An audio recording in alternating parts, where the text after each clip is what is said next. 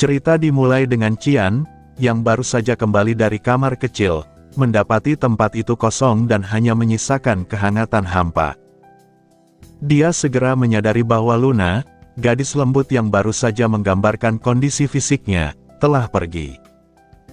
Ini adalah situasi yang aneh, terutama karena Luna adalah anggota Garam Society, sebuah kelompok berpengaruh. Qian mencatat bahwa Luna mungkin telah melintasi perbatasan untuk datang ke tempat ini tanpa izin, yang merupakan tindakan yang cukup nekat. Namun, dia tidak terlalu terkejut dengan situasi ini dan merasa ada sesuatu yang tidak benar. Dia merasa jijik dan tidak nyaman, seolah ada yang salah yang dia tidak bisa jelaskan. Qian memutuskan untuk pergi, tidak ingin terlibat lebih jauh. Kaeram, karakter lain yang ada di tempat itu, mengejeknya dan menanyakan apakah dia mendengar sesuatu dari orang-orang yang datang menjemput Luna. Qian, yang pada awalnya tidak terlalu memikirkan hal ini, mulai merasa curiga dan mendengarkan dengan seksama saat Kaeram mulai menjelaskan. Kaeram kemudian mengungkapkan bahwa orang-orang yang datang menjemput Luna melakukan telepati dan mengatakan sesuatu yang menarik. Qian menyadari ada jejak sihir di tempat Luna duduk, yang menunjukkan bahwa Luna telah disihir untuk tidur. Di tempat lain, di perbatasan antara Kerajaan Usif dan Kerajaan Garam, sebuah gerobak yang dikendarai oleh beberapa pria berhenti. Mereka mengenakan jubah biru dan sedang dalam misi rahasia untuk mengangkut Luna. Mereka mengganti pakaian mereka menjadi pedagang untuk menyamarkan identitas mereka. Namun, mereka bertemu dengan seorang wanita berjubah abu-abu yang tampaknya juga terlibat dalam misi ini. Wanita itu memverifikasi keberadaan Luna di dalam gerobak, yang telah diikat dan disumpal, dan menginstruksikan pria-pria tersebut untuk segera pergi sebelum ada masalah lebih lanjut.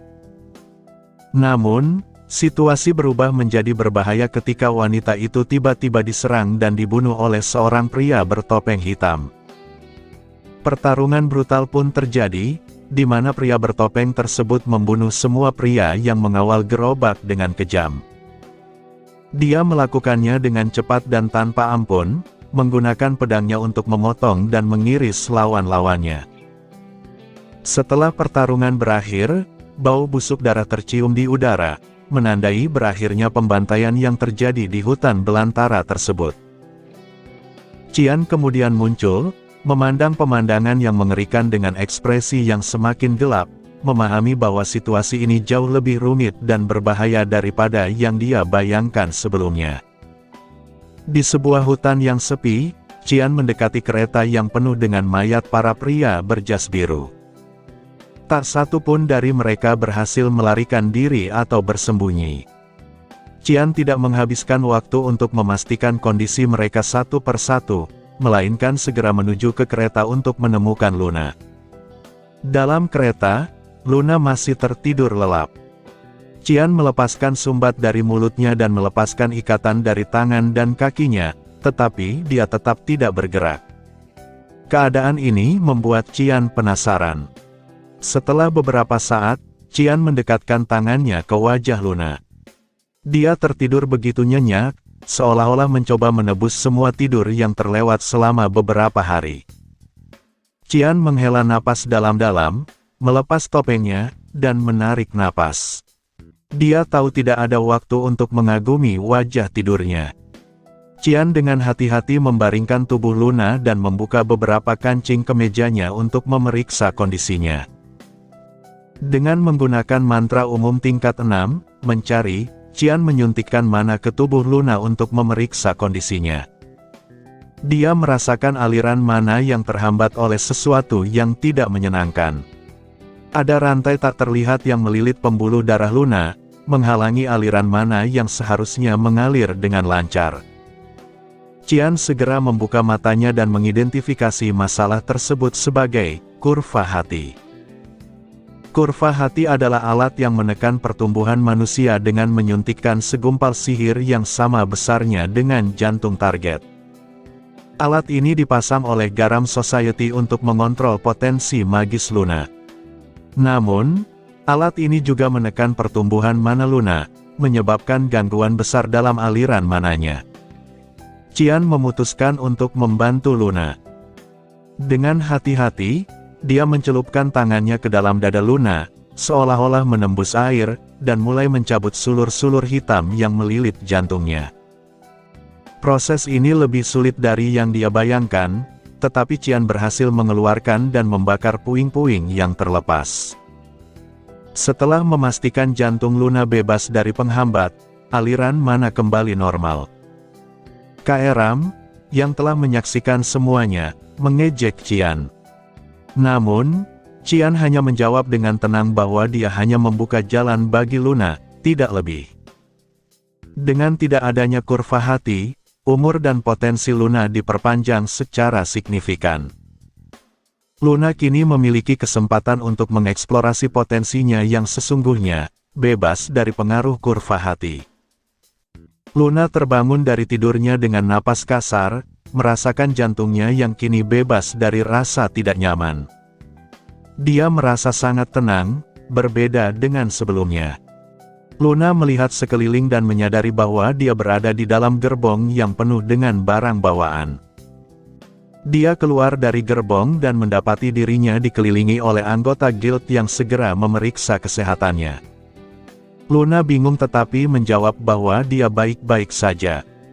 Anggota guild menjelaskan bahwa mereka senang Luna selamat dan bahwa mereka akan menjelaskan semuanya di perjalanan. Luna setuju untuk ikut dengan mereka. Sepanjang perjalanan, Luna terus memeriksa kondisinya dan merasa ada sesuatu yang baru, sesuatu yang melindunginya dari dalam.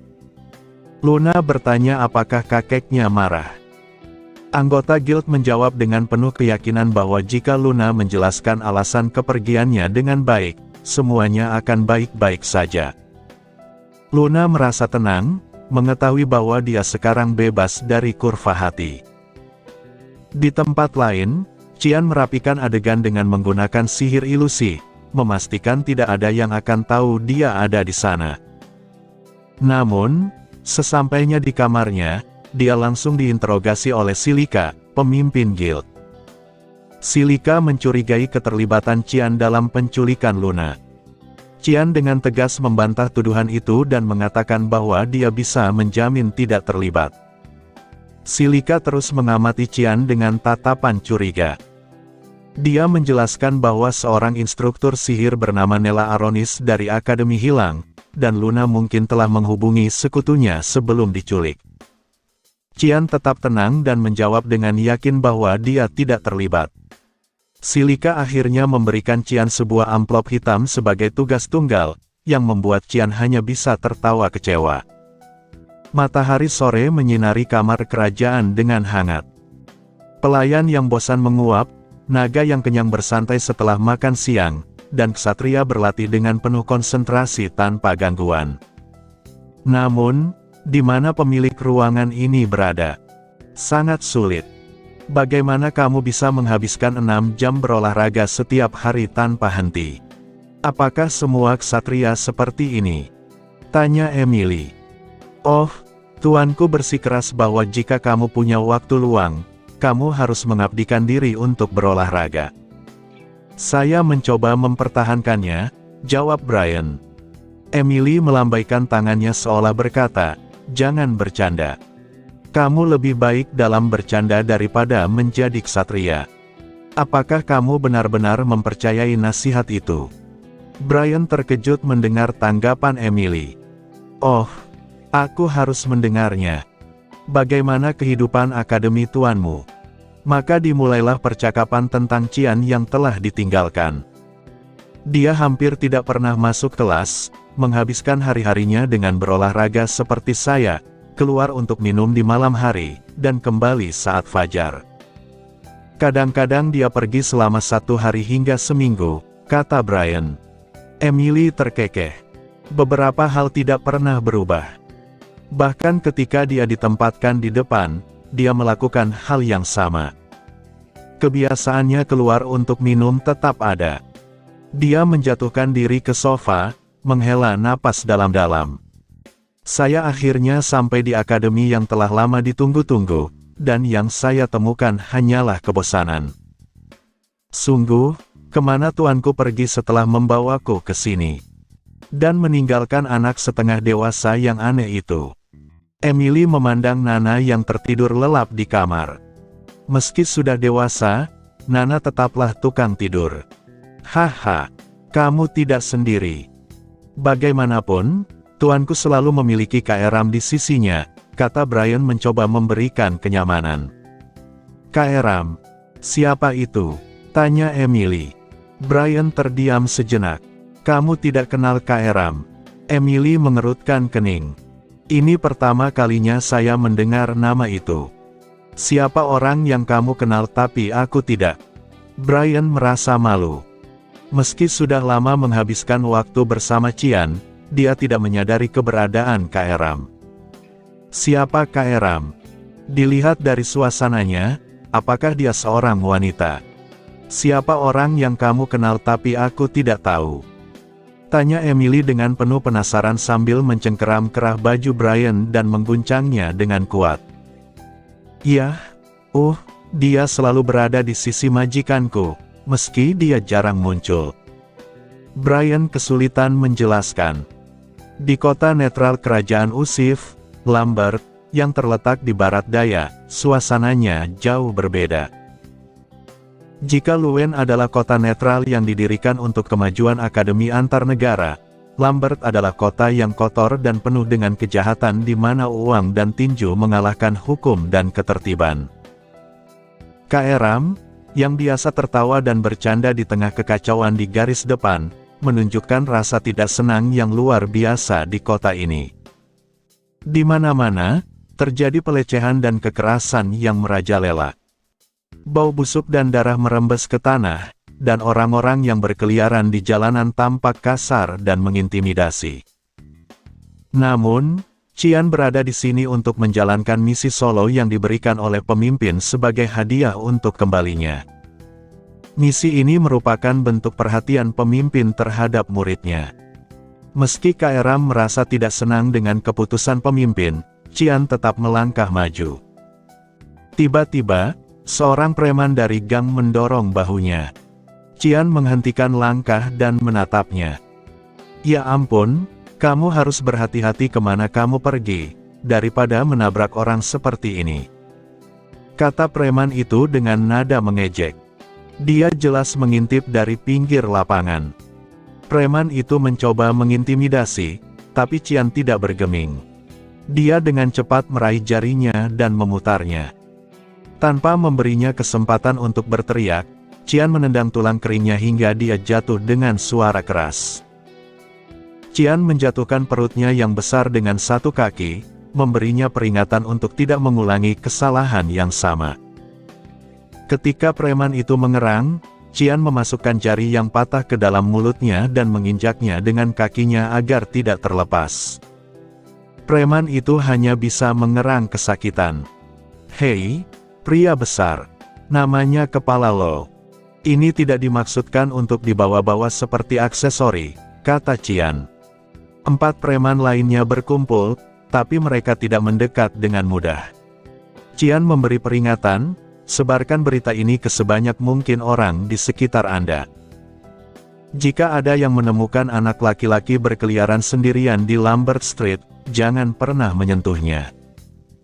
Jika ada yang berani mengabaikan peringatan ini, mereka akan kehilangan sesuatu, seperti gigimu. Setelah memberinya peringatan, Cian melangkah ke dalam gedung mewah.